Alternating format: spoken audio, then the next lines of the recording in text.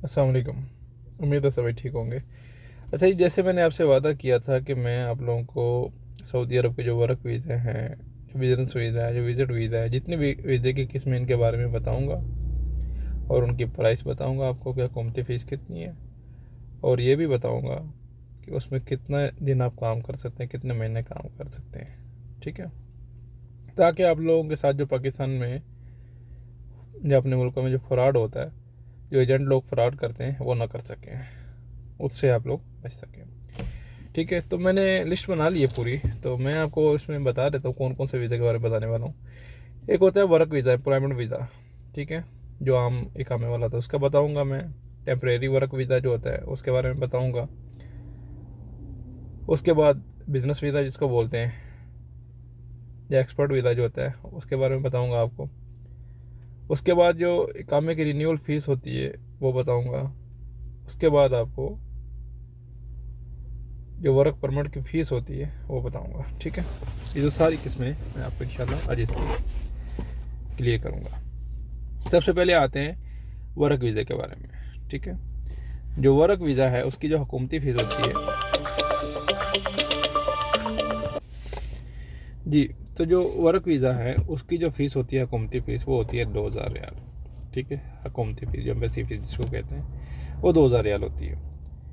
उसके अलावा जो आपसे पाकिस्तान में अगर वो तो कोई 3 लाख बताता है, कोई 4 लाख बताता है, कोई 5 लाख बताता है, जब आपकी जो भी कंट्री है, मैं नहीं जानता कौन किस कंट्री से आप देख रहे वीडियो, तो वो आपके साथ फ्रॉड कर रहा होता है। हुकूमत की जो असल फ़ीस होती है एम्बेसी की, जो परसी फ़ीस जिसको कहते हैं, वो 2000 रियाल होती है। ठीक है, तो वो जो 2000 रियाल होते हैं, वो भी जो कंपनी आपको बुला रही होती है वो खुद पे करती है, ना कि आपको पे करना पड़ता है। रूल ये होता है कि कंपनी खुद स्पॉन्सर करती है, आपको वीज़ा की फ़ीस नहीं पे करनी होती। ठीक है, वर्क वीज़े की जो फ़ीस है वो 2000 रियाल है। ठीक है, इसके बाद आता है टेम्परेरी वर्क वीज़ा। आपने देखा होगा कुछ लोग आते हैं 3 महीने के वर्क वीज़े पे, वर्क का काम कर सकते हैं उसमें, लेकिन वो टेम्परेरी वर्क वीज़ा होता है। उसमें क्या होता है, वो आपका 3 महीने और एक्सटेंड भी हो सकता है, 6 महीने का वीज़ा भी वो आपका हो सकता है। यानी कि 3 महीने रहेंगे, उसके बाद 3 महीने दोबारा जो है वो 90 दिन के लिए एक्सटेंड हो जाएगा। उसमें कर सकते हैं आप मुख्तसर प्रोजेक्ट्स जो होते हैं, जो टेक्निकल वर्क, या फिर किसी काम की ट्रेनिंग होगी उसमें आपको बुलाया जाता है, या फिर चेक करने के लिए बुलाया जाता है कि आप काम कर सकते हैं कि नहीं। आपको तो सिर्फ टेम्परेरी वर्क वीज़ा शो कराया जाएगा, यहाँ के ला के वो आपसे काम भी करवा सकते हैं जो बुला रहे हैं आपको, या फिर आप लोगों से वो ट्रेनिंग दे सकते हैं। आपको ट्रेनिंग के बाद देखेंगे अगर पास होते तो फिर आपको परमानेंट वीज़ा जो होगा वो दे के बुलाएंगे। वो होता है टेम्परेरी वर्क वीज़ा, 3 महीने का होता है, 3 महीने का वो एक्सटेंड हो सकता है। ठीक है, उसके बाद आता है जी बिज़नेस वीज़ा, जिसको बिज़नेस वीज़ा कहा जाता है, कारोबारी वीज़ा। अच्छा सॉरी, मैं टेम्परेरी वर्क वीज़ा की फ़ीस बताना भूल गया हूँ। उसकी फ़ीस जो है 1000 से लेके 1200 रियाल तक होती है।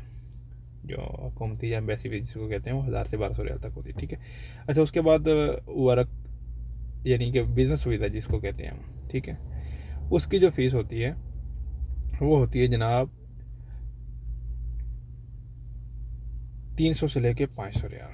ठीक है, 300 से लेके 500 रियाल, ये पाकिस्तानी बन जाते तकरीबन 22,000 से लेके 40,000 रियाल रुपये जो है। ठीक है, ये भी 3 महीने का होता है। इसमें आप आके काम विजिट कर सकते हैं, मीटिंग कर सकते हैं, या फिर जो आपने यानी एक समझ लें कि बिजनेस विजिट जो होता है बंदे का, वो आप कर सकते हैं यहाँ पे।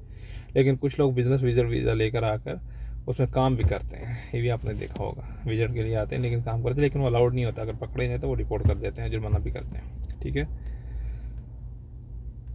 उसके बाद जनाब आता है जी प्रोफेशनल वीज़ा, हाई स्किल्ड जो वीज़ा होता है। उसमें कौन कौन का हाई स्किल्ड यानी कि इंजीनियर हो गया, डॉक्टर हो गया, आईटी एक्सपर्ट हो गए, उनका वीज़ा इशू होता है। वो 1 साल का होता है। ठीक है, उसकी जो फ़ीस होती है 2000 रियाल से लेके 2500 रियाल तक होती है, जिसको प्रोफेशनल वीज़ा कहते हैं या एक्सपर्ट वीज़ा कहा जाता है। ठीक है, वो डॉक्टर ले सकते हैं, इंजीनियर ले सकते हैं, या आईटी एक्सपर्ट जो हैं वो ले सकते हैं। और खसूसी उनका परमिट जारी किया जाता है 1 साल का। ठीक है, 2000 रियाल से लेके 2500 रियाल तक उसकी फ़ीस होती है। अच्छा, अब आती है एक्सटेंशन। उसके लिए टेम्परेरी वर्क वीज़ा की जो एक्सटेंशन होती है वो 1000 रियाल होती है। ठीक है, अगर काम मुकम्मल नहीं होता या टेम्परेरी और आपको टाइम चाहिए तो मज़ीद 90 दिन के लिए वो 1000 रियाल की उसकी एक्सटेंशन होती है। ठीक है, उसके बाद आता है इकामा रिन्यूअल। अगर आप वर्क वीज़ा पे आ गए हैं और इकामा रिन्यूअल करवाना है, अपना इकामा आपको बन चुका है, उसको रिन्यू करवाने की जो हुकूमती फ़ीस है वो 600 रियाल से लेके 650 रियाल होती है। अब यहाँ आपसे कितने लिए जाते हैं वो आपको पता है, कोई 8000 भी लेते हैं, कोई 5000 भी लेते हैं, जो आपके जो थर्ड पार्टी एजेंट होते हैं वो ऐसा करते हैं ज़्यादातर, ठीक है। तो वो जो है जनाब हुकूमती जो फ़ीस है वो 600 रियाल से लेकर 650 रियाल तक होती है इकामा रिन्यूअल की, ठीक है।